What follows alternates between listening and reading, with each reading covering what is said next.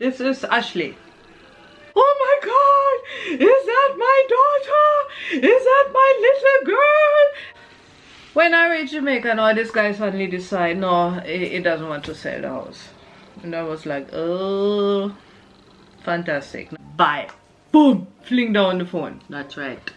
And I felt good about it. Then when they saw me, they said, but what are you doing? I said, well, I'm calculating my own stuff here. And they said, never mind. We know what we do, you know nothing about this. And I said, all right, let's see. Let's bet. What he used to do is he went and caught lizards. So I talked to the Minister of Tourism. So she basically told him to throw her out and then I will take over. The girl was very, very young. Soon the baby come out and she said, yes, I know, it come out here. And she pointed on her navel.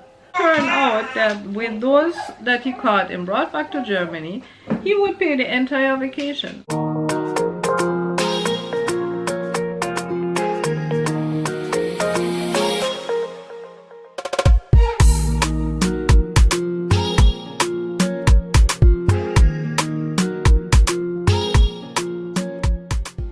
So hi guys, I'm going to be off screen today. I didn't know she was recording already.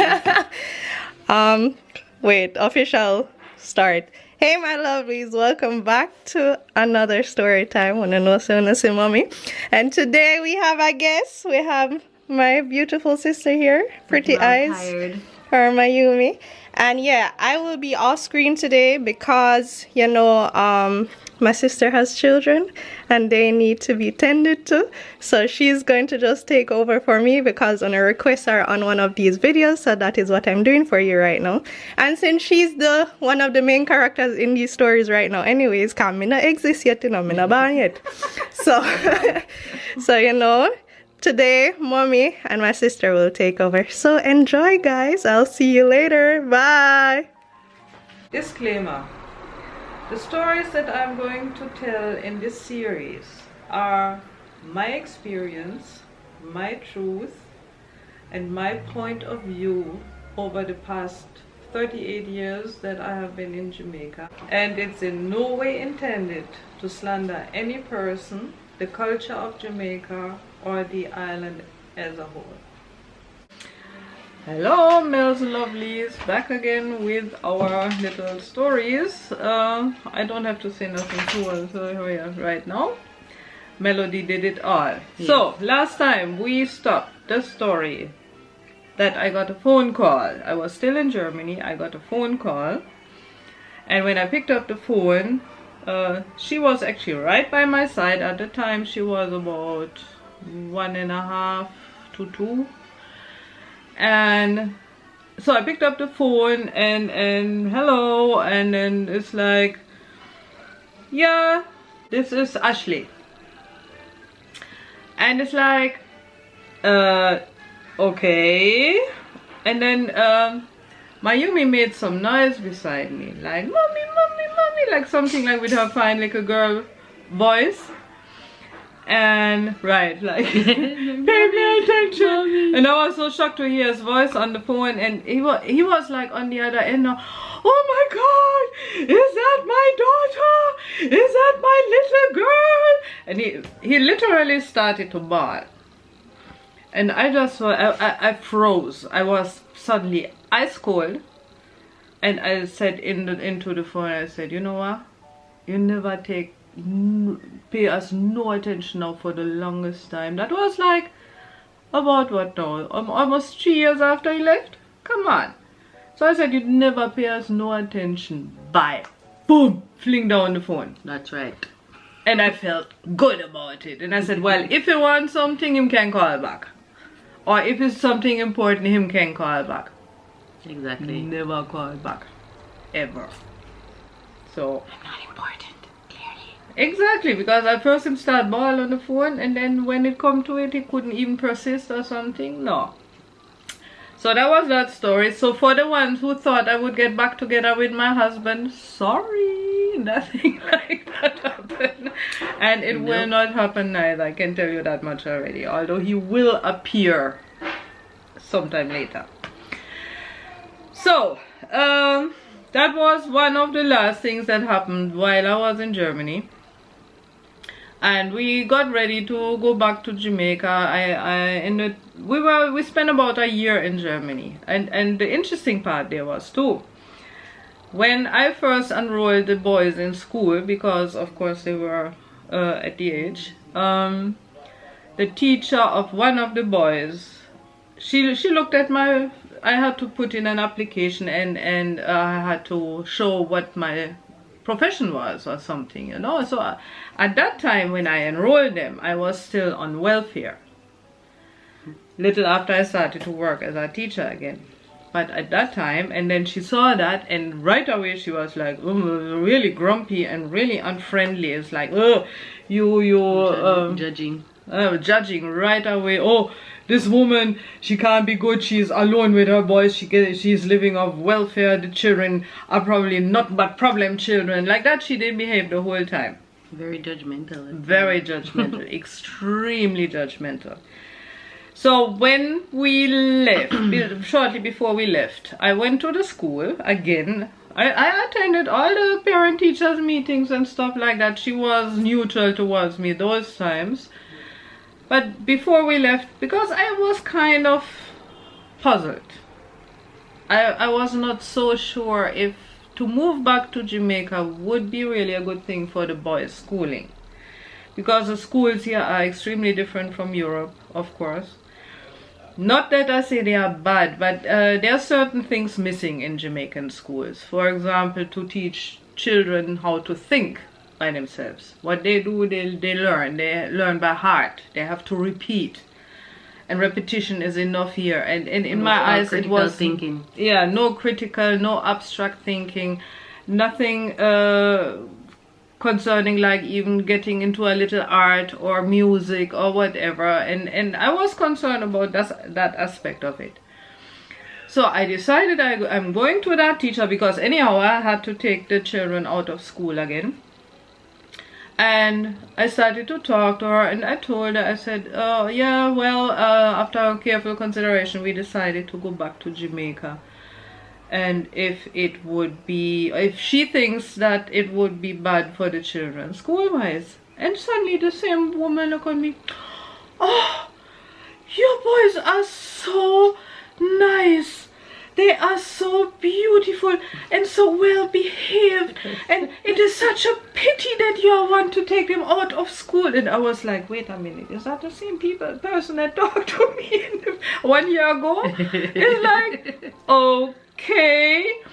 But anyhow, she was actually very reassuring, because she said, well, she wouldn't personally see any problem with the children going back to Jamaica school-wise, because she said even though they are doing so good in school here and they shouldn't have a problem anywhere in the world and blah blah. But still, I was completely, oh my god, what happened to this woman? Why she suddenly talks like that about my children? That was kind of nice. But anyhow, I still took them out of school, of course, and then we packed our things. I had to get rid of quite a few things from the apartment, because in 1 year, you know, you accumulate a few stuff. And of course I couldn't take that to Jamaica, so then I got the apartment rented out to other people for the landlord, because they were kind of, oh my god, we need somebody to do that for us. So I did, and they were happy with the people that were following, which they took over my kitchen stuff and everything, so I got a little money even. That was good. So we finally just packed our things and left. There was nothing interesting on that trip, at least not that I recall. I mean, at that time she was like, it was like beginning of 1988 that we went back. So you were like, what, 2.5, no, one and a half, yeah, 1.5. 1.5, little bit over. Almost 2 years. Almost 2. So we reached back Port Antonio. Remember, I had the house still. Lou was there, of course, and our normal family life continued.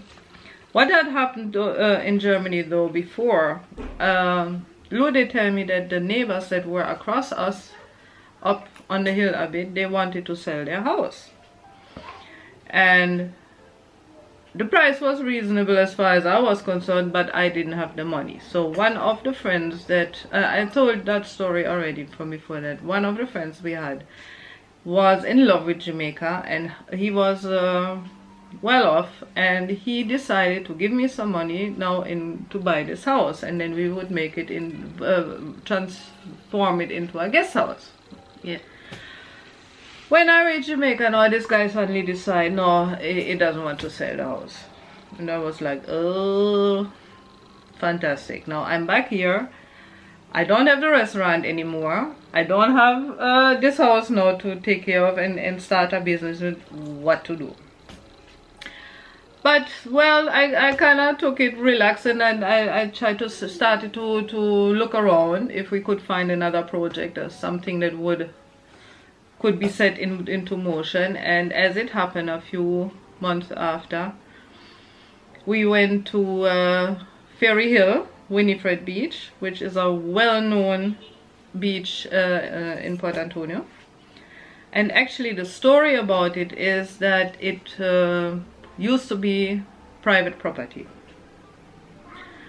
Huge place, and all of that used to be private property. And the owner would give out parcels of land. He didn't sell them, he didn't give them, but he said, okay, you can stay here as long as you want. It was like land lease project, it was called.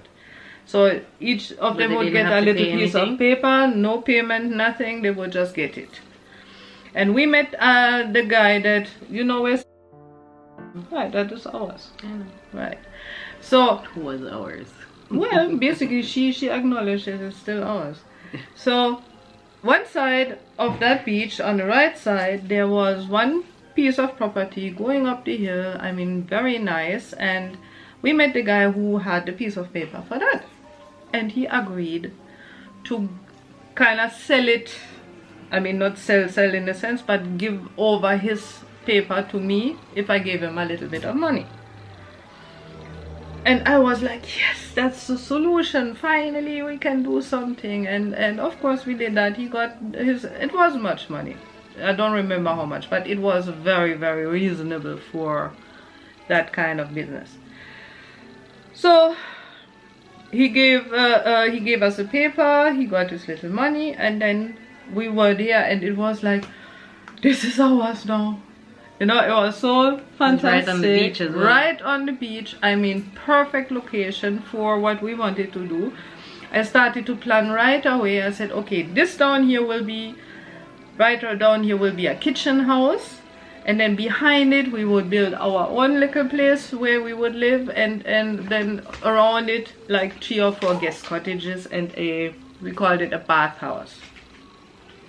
So we started with the kitchen, like, so laid the foundation and started to put up the poles and stuff, and then I called some. Sorry, Kiki's here.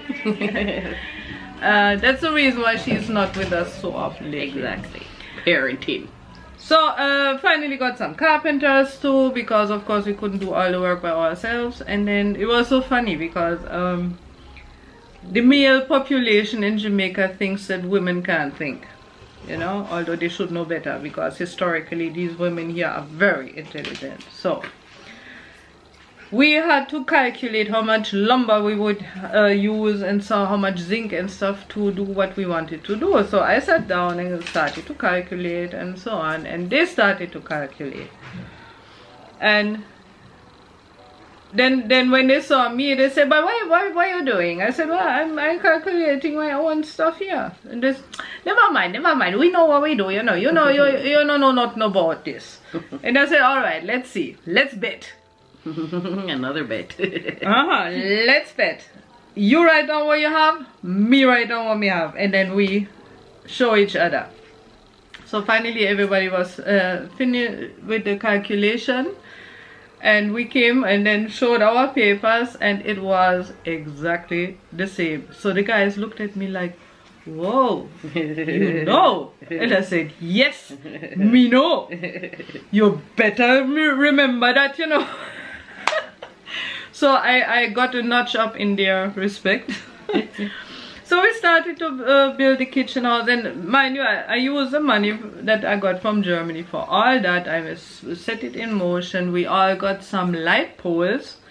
We have wooden light poles here, the really long, like about this thick, and I got about 6 of them, and let them get them brought down to the beach there, and we put them in already as the foundation of our house here now, our living space, because I wanted it a little bit higher, and it was a slope anyhow, so we needed to even out level out the flooring and stuff.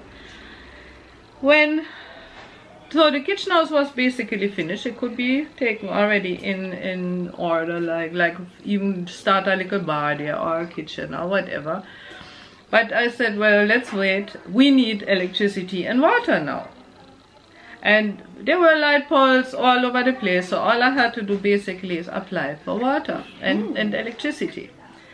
But when I went in, they said, oh yeah, but this is land lease project, and then you have to go to the MP of the parish in order to apply for it, because as it is not really a private property, but I need somebody to endorse me that I could do it. So I said, okay, that shouldn't be a problem, because other people at the beach had electricity already and stuff. So I went to him and said so and so and so, and he looked at me suddenly and said, no, you can't get the permit. And I said, why? Oh, you're there illegally, and they said, no, I'm not here illegally. Look at the paper, look at this. I showed him everything, and it was legal. He still refused to give me the authorization. Wow. Just refused. Which, of course, halted my plans completely, because I couldn't do anything, go any further without electricity or water supply. So I was like, so, alright, what to do now? And I had a friend at the time who is into politics here, and I told him the story, and I said, what can I do? Because I mean, he's the member of parliament of East Portland, and what can I do? So he said, oh, never mind, hold on. And then about 2 weeks later, he called me and said, come to the Trident Hotel. The Minister of Tourism is here. And he wants to talk to you. And I said, whoa, okay. I went, like, maybe that's the solution. So I talked to the Minister of Tourism, and I showed him all the plans and all the ideas that we had and stuff. And he was like, wow, that's a really good idea, and that's what the area needs, and I agree with this, and that's fantastic. And then I told him, well, but my problem is I can't get through with electricity and water. So he said, all right, hold on. So that was my meeting with him, and I felt pretty positive now, like Minister of Tourism, excuse me. I mean, he has the say over the Member of Parliament. Exactly. So, and shortly after that, I heard as well the reason why the Member of Parliament did not want to give me the permission is because his wife had seen what we were doing there and liked it, and she wanted it. So she basically told him to throw her out, and then I will take over. Well, long story short, nothing ever came from the ministry back. I inquired and never heard anything back, really. I mean, that's Jamaica, I guess. So for that point in time, those plans were kind of cancelled again, which luckily I didn't put in any more money than I did already. But that was very sad. So I let my partner in Germany know. I said, look here, this is what happened. I'm sorry, I put in a certain amount of money already, but I can't do better right now. But I mean, in the meantime, some people came then and said, oh, they saw the kitchen building and said if they could use it as a bar restaurant for the time being. And I said, okay, fine, no problem, because I didn't want it to rotten away. You know, and you know how it goes when you're in this climate here, especially at the beachfront. At the beachfront, if you leave things just standing, in 6 months they are gone. And I had, at the meantime, I was in Norwich. I was kind of busy. We got a few guests in the house more often. Like, so we had we made a little space so we could rent out a room, and That was basically my form of earning money at that point in time. So I didn't mind if somebody took it over. So that was a solution for that part then and for now. And now the people that used to come to us in Norwich, it was so funny because most of them they just heard, oh, there's a German there, so we mostly got Germans. For example, I remember one couple that they came there with a little daughter, and they spent like 4 weeks. And that's a good thing with Germans. When they come to Jamaica, they right away spend 4, 5, 6 weeks sometimes. And they liked it with us, so they rented a room. They had their own rent-a-car, so they were completely independent. That was very good for us too. But in the evenings we would eat together, and we had the one wooden wall on the side of the kitchen. And I don't know, it started pretty much in the beginning because they like to drink beer and stuff, you know, and they didn't want to pay every beer. Or they didn't even want to buy their own beer and bring in the house. They would buy from us. So what we did, we started like a list. You know, the 1, 2, 3, 4, 5. 1, 2, 3, 4, 5. Basically, and how much they took. Would you believe by the end when they left, that wall was full. And so much they drink every day. And the interesting part about this couple was the guy was somebody who would. He had this little fishing pole, very small, like only this long, and with a nylon thread in front, like fishing line, but it had a how you call it, a noose. What's a noose? Like a round, like a sling that you can. Oh. And what he used to do is he went and caught lizards. Okay. So he would really see a lizard on a wall and would go over there very slowly so they wouldn't run away and kind of move extremely slow.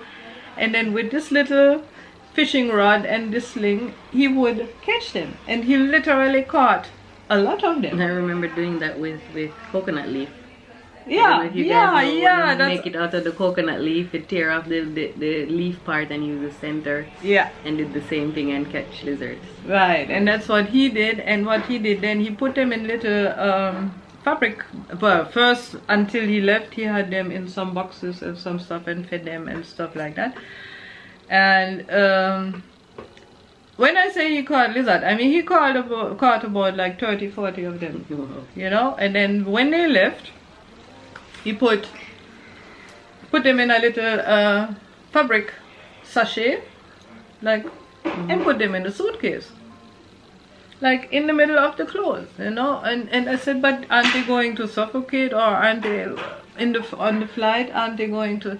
He said no, because what happened? The suitcase had enough air, and now lizards are cold-blooded animals, which means their blood is always exactly the temperature of their surrounding.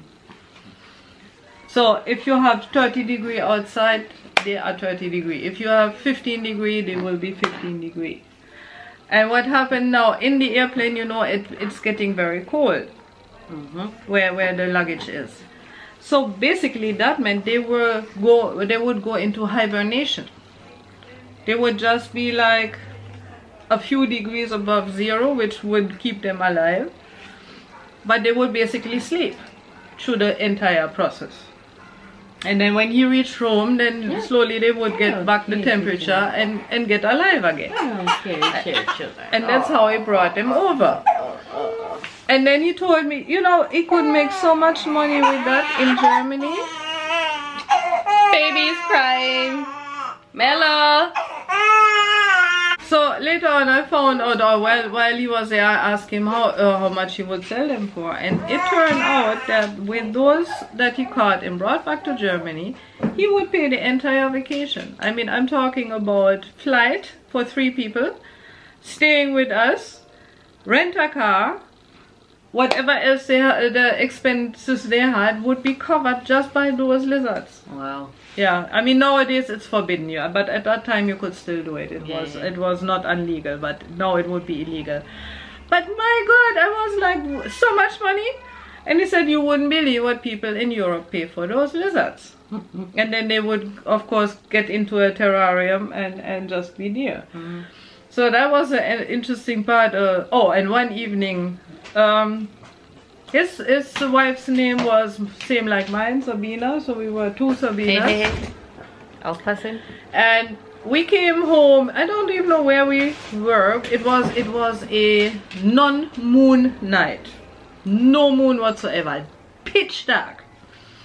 And we were walking up the road. I think we went to one store, buy something, and we're walking home. Yes, we took a little break because baby needed some attention. So we are back now. I think I finished with this pitch dark night in Norwich, and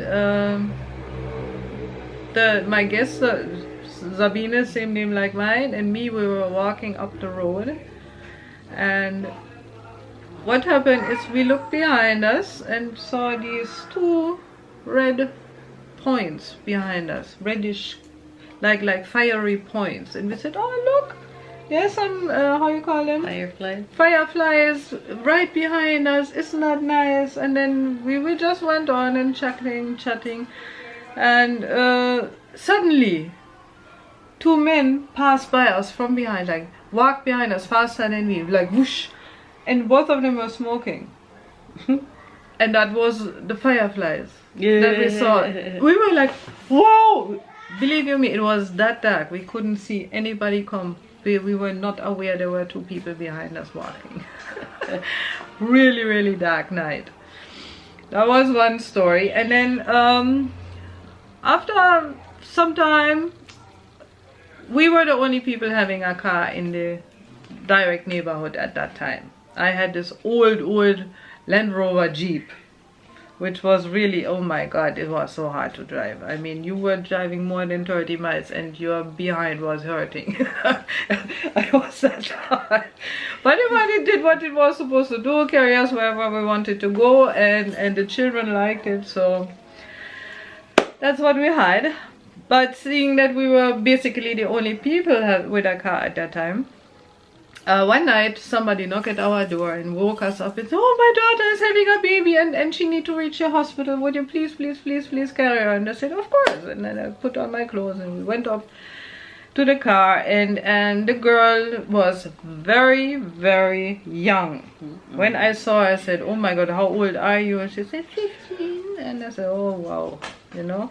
So on the drive to the hospital, we got to talk a little, and she was in contractions, and I said, all right, you soon reach, don't worry yourself, and soon the baby come out. And she said, yes, I know, it come out here, and she pointed on her navel, and I said, no, darling, the baby come out the same way it came in. You know, she was looking at me like, what is she saying? That girl was seriously convinced that the baby would come out of her navel. So would that even be possible? Anyhow, we left her up at the hospital with her mother, and then we kind of went back because it wasn't our big thing. But I was so shocked to understand that this girl didn't even know the biological facts, and then being that young and being a mother already. So I said, whoa, that girl might have a hard time with the baby and everything. Basically, no, our life was pretty calm and normal, and as I was saying, we had some guests and stuff. And then when was it again? September, right?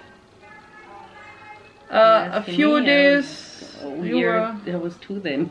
Yeah, no, it was September. It was September 88. Actually, it was the 11th of September 88. It happened, but a few days before that, all radios, all TV stations were like, we are going to get a hurricane, we are going to get a hurricane, everybody prepare, nail down your roofs, put things in front of your windows, get food, stock up with food. Everybody was in pure panic. And that was before the 11th of September in 1988. And this is where I stop my story now, and the next one will be hurricane. I wonder if you guys know which one. Yeah, songs made about this one. So we will tell you. Okay, that's it for today. Thanks for listening again, and I hope you tune in next time. Melody's not here right now to say bye, but okay. We're saying bye. Bye. See you next time. Bye bye.